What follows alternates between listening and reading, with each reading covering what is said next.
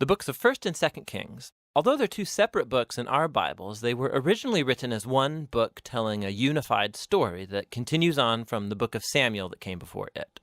So David has unified the tribes of Israel into a kingdom, and God promised that from his line would come a messianic king who would establish God's kingdom over the nations and fulfill the promises made to Abraham.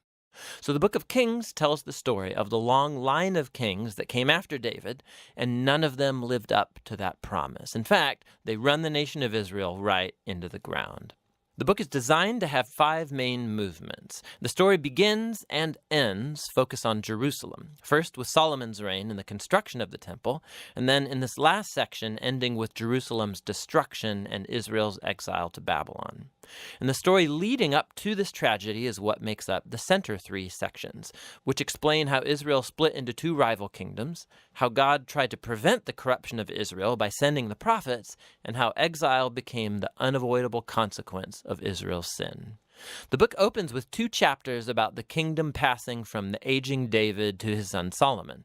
And David's final words to Solomon, they're very similar to those of Moses and Joshua and Samuel to the people. It's a call to remain faithful to the commands of the covenant and to give allegiance to the God of Israel alone. But David's words ring somewhat hollow here because David and Solomon then go on to conspire how they're going to consolidate this new kingdom through a whole series of political assassinations. It's not off to a great start.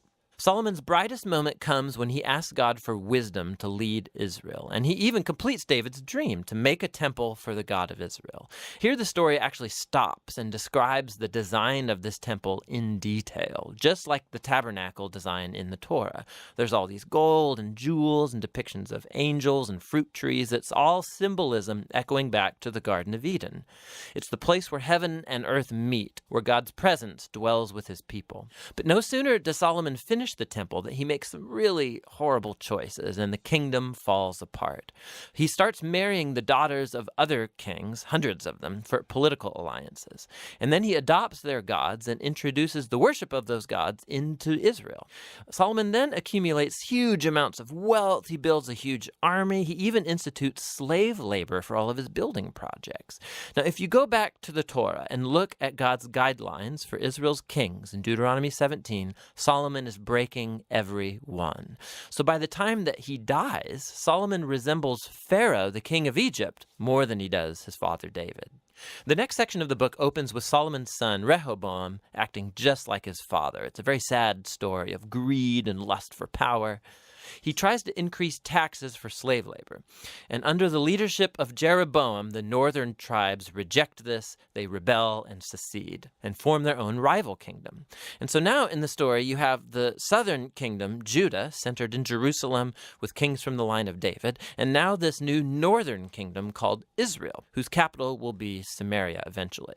Jeroboam also goes on to build 2 new temples to compete with Solomon's temple in the south. He puts a golden calf in each one to represent the God of Israel. The connection to Exodus 32 and the golden calf, it's all quite explicit. From this point on, the story goes back and forth from north to south, tracing the fate of both kingdoms. Each one had about 20 successive kings, and as the author introduces each king, he evaluates their reign by a few criteria. Did they worship the God of Israel alone, or did they promote the worship of other gods? Did they deal with idolatry among the people? And did they remain faithful to the covenant like David, or do they become corrupt and unjust? And according to these criteria, the author finds no good kings in northern Israel, 0 for 20, and then in southern Judah, only 8 out of 20 get a positive rating, which connects to another huge purpose in this book, and that's to introduce the role of the prophets, key figures in Israel's history. So in the Bible, prophets were not fortune tellers.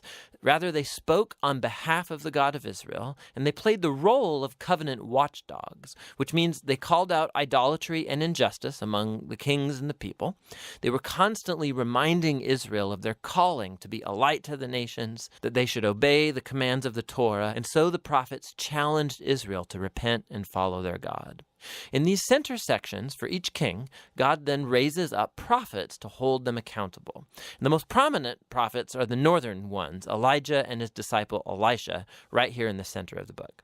Elijah was a wild man of a prophet living out in the desert, and his arch nemesis was the northern king Ahab and his Canaanite wife Jezebel. Together, these two had instituted the worship of the Canaanite god Baal over Israel. And so in a famous story, Elijah challenged 450 prophets of Baal to a contest to see which god was real. So they both build altars and pray to their gods, but only the God of Israel answers with fire.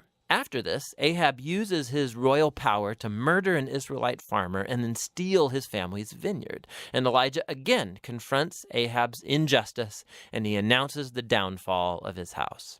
Elijah eventually passes the mantle of his prophetic leadership to a young disciple named Elisha, who asks for 2 times the authority of Elijah. And what's fascinating here is how the author, he's recounted 7 miraculous feats for Elijah, and then he offers stories of 14 acts of power from Elijah. Both prophets were clearly remarkable men, and they played the same role, confronting Israel's kings for idolatry and injustice. And ultimately, they were unsuccessful in turning Israel back from apostasy. In the next section, the northern kingdom is rocked by a bloody revolution started by a king named Jehu, who destroys Ahab's family. And although Jehu was at first commissioned by God, his violence just gets out of control, and it creates the spiral of political assassinations and rebellions from which Israel never recovered. Coup follows coup after Jehu, and each king follows other gods, allows horrible injustice. It all leads up to 2 Kings chapter 17. The big bad empire of Assyria swoops down and takes out the northern kingdom altogether. In the capital city of Samaria, it's conquered, and the Israelites are exiled and scattered throughout the ancient world. Now, chapter 17 is key. The author stops the story and offers this prophetic reflection on what's just happened. He blames the downfall of the northern kingdom on the idolatry and covenant unfaithfulness of Israel and its kings. And so, God has allowed them to face the consequences of their decisions. The final movement of the book tells the story of the lone southern kingdom. And here we meet some very heroic kings, like Hezekiah, who trusts God when the armies of Assyria come knocking on Jerusalem's door, or Josiah, who discovers this lost scroll of the Torah in the temple. So he starts reading it, he's convicted, and he institutes religious reforms to remove idolatry and Canaanite influences from the land. But Judah is just too far gone. The king, right in between these two, Manasseh, he's the worst by far. So he not only introduces the worship of idol statues into the Jerusalem temple, he also institutes child sacrifice. And so God sends prophets to say, the time is up. Israel has reached the point of no return. The final chapters tell the story of the Babylonian Empire coming to invade Jerusalem, destroy the temple, and carry the people and the royal line of David off into exile. And so the story ends leaving us wondering, is God done with Israel? Is he done with the line of David? Well, the final paragraph zooms about 40 years forward into the exile, and it tells a very odd story. It's about Jehoiakim, a descendant from David, who would have been king if he was back in Jerusalem. And the king of Babylon releases him from prison and invites him to eat at the royal table for the rest of his life, and the book ends. So it's not much, but it's a story that gives a glimmer of hope that God has not abandoned the line of David. So the question now is, how is God going to fulfill his promises to Abraham, to David? How is he going to bless the nations and bring the Messianic kingdom? And to answer those questions, you have to read on into the wisdom and the prophetic books. But for now, that's the Book of Kings.